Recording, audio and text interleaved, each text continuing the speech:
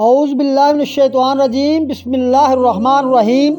السلام علیکم میرے پیارے دوستو، آج ہم حضرت ادریس علیہ السلام کے قصے کا دوسرا حصہ پیش کر رہے ہیں۔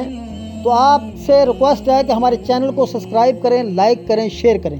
تو قصہ شروع کرتے ہیں۔ دوپہر کے وقت سورج آسمان کے بالکل درمیان میں چمک رہا تھا کہ یکدم آسمان پر کالے بادل چھا گئے اور پھر دیکھتے ہی دیکھتے تیز بارش شروع ہو گئی۔ ہر طرف پانی ہی پانی ہو گیا۔ آپ علیہ السلام کے سارے صحابہ کے چہرے خوشی سے کھل اٹھے اور کافروں کے چہرے لٹک گئے۔ وہ شرمندہ سے ہو گئے، ان سے آنکھیں چرانے لگے۔ حضرت ادریس علیہ السلام کے صحابہ ان کافروں سے پوچھتے، کیوں ہمارے نبی علیہ السلام سچے ہیں یا نہیں؟ یہ سن کر کافر منہ چھپا کے پھرنے لگے۔ وفد میں چند ایک لوگوں کے علاوہ باقی سب لوگ یہ کھلا معجزہ دیکھ کر ایمان لے آئے، اور وفد کا بوڑھا مکار سردار کئی دن تک اپنے گھر سے باہر نہ نکلا۔ یہ وہ زمانہ تھا جب لوگ آپس میں تجارت کرتے تھے۔ اس زمانے میں ناپ تول کے لیے کوئی چیز نہ تھی، اس لیے دھوکہ باز اور بے ایمان لوگ معصوم لوگوں کو لوٹنے کا اچھا خاصا موقع مل جاتا تھا۔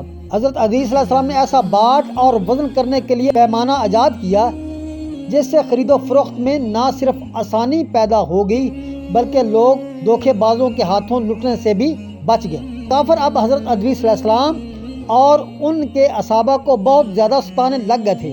ایک دن حضرت ادریس علیہ السلام ایک اونچی جگہ پر کھڑے تھے اور تمام اصحابہ سامنے بیٹھے ہوئے تھے۔ آپ علیہ السلام نے فرمایا، اب وقت آ گیا ہے کہ اللہ رب العزت کی راہ میں ہجرت کی جائے۔ اپنے وطن، اپنے رشتہ داروں اور اپنے گھر والوں کو چھوڑنا بڑا ہی مشکل کام تھا۔ جب لوگوں نے ہجرت کا سنا تو بولے، اے اللہ کے رسول، آپ ہی بتائیں ہم کہاں جائیں گے؟ بابل جیسا سرسبز اور زرخیز علاقہ ہمیں کہاں ملے گا؟ یہ سن کر حضرت ادریس علیہ السلام نے فرمایا، اللہ رب العزت کی زمین بہت بڑی ہے، ایک سے بڑھ کر ایک خوبصورت علاقہ ہے، ہمیں اپنے رب العزت پر پورا بھروسہ رکھنا چاہیے۔ آپ علیہ السلام کے تمام امتیوں نے یک زبان کہا، اللہ رب العزت اور اس کا رسول بہتر جانتے ہیں، ہم تو حکم ماننے والوں میں سے ہیں، جیسا حکم دیں گے ویسا ہی کریں گے۔ اب ایک امتی نے پوچھا، ہمیں ہجرت کر کے کہاں جانا ہوگا؟ حضرت ادریس علیہ السلام نے جواب میں کہا، ہم مصر جائیں گے۔ یہ سن کر سب لوگ وہاں سے چلے گئے اور ہجرت کی تیاریاں کرنے لگے۔ کافروں کو جب پتہ چلا کہ مسلمان ہجرت کرنے والے ہیں تو ان کے دل کی مراد پوری ہو گئی، ان کے دلوں سے بہت بڑا بوجھ اتر گیا۔ وہ خوشیاں منا رہے تھے کہ ان کی ترکیب کامیاب رہی، وہ ملک چھوڑ کر جانے والوں کی راہ میں رکاوٹ نہیں بنے اور اس وقت کا انتظار کرنے لگے کہ وہ کب جاتے ہیں۔ چند دن کے بعد حضرت ادریس علیہ السلام نے اپنے گھر والوں کے ساتھ شہر کے باہر ایک مقرر کی ہوئی جگہ پر پہنچے جہاں پہلے سے ہی ان کے امتی موجود تھے اور بہت سے چلے آ رہے تھے۔ جب سب جمع ہو گئے تو آپ علیہ السلام نے مصر کی طرف بڑھنے کا حکم دیا۔ ان دنوں مصر میں ستاروں کی پوجا کی جاتی تھی۔ ان سب سے بڑا دیوتا آفتاب تھا جسے وہ اپنی زبان میں ریاح کہتے تھے۔ یہاں آفتاب دیوتے کا بہت مندر تھا۔ بادشاہ آفتاب دیوتے کا بیٹا سمجھا جاتا تھا۔ آپ علیہ السلام نے یہاں بھی اللہ رب العزت کا پیغام پہنچانا شروع کیا۔ بت پرستوں کو اللہ رب العزت کے عذاب سے ڈرانے لگے۔ وقت گزرتا جا رہا تھا۔ اب آپ علیہ السلام کے امتی آپ علیہ السلام سے پوچھنے لگے، اللہ رب العزت کے نبی، ہم جہاد کب کریں گے؟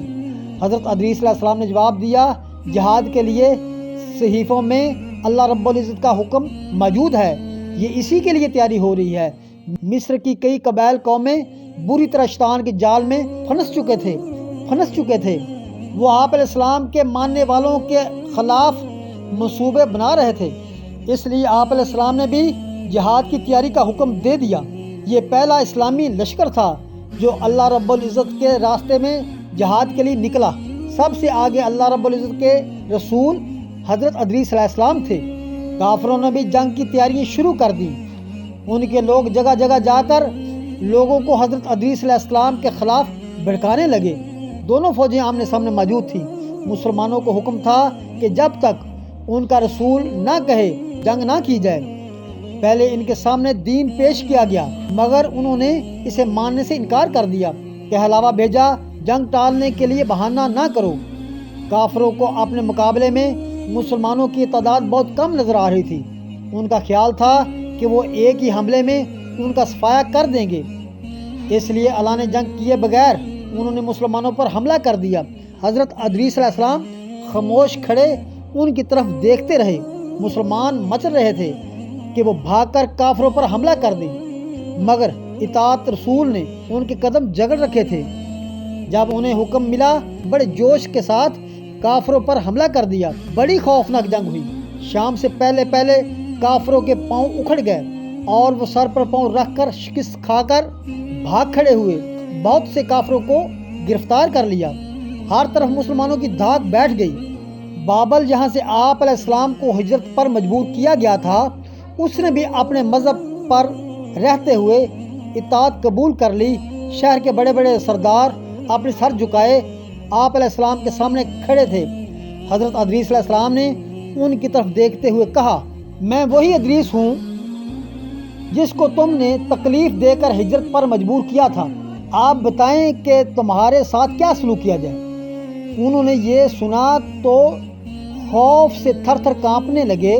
वो थरथराती हुई ज़बान में बोले, तुम इसी सरजमीन के बेटे हो जहाँ तुमसे नेक सलूक की उम्मीद है। हज़रत अदरीस अलैहिस्सलाम ने कहा, मैं तुमसे इंतकाम नहीं लूँगा, शायद अल्लाह रब्बुल इज़्ज़त तुम्हें हदायत नसीब करे। ये सुनकर उनके चेहरों पर रौनक आ गई। उस मौके पर कई लोगों ने इस्लाम कबूल कर लिया, मगर ज़्यादातर काफिर ही रहे। हज़रत अदरीस अलैहिस्सलाम की धूप के फरिश्तों से दोस्ती हो गई थी। वो अक्सर अल्लाह रब्बुल इज़्ज़त की इजाज़त से आप अलैहिस्सलाम को मिलने के लिए आते।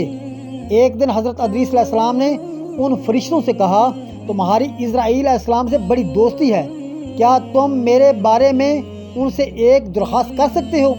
इसे कहो कि वो मेरी रूह कब्ज़ करने में देर करे ताकि मैं बाकी ज़िंदगी अल्लाह रब्बुल इज़्ज़त की इबादत और इताअत में गुजारूं।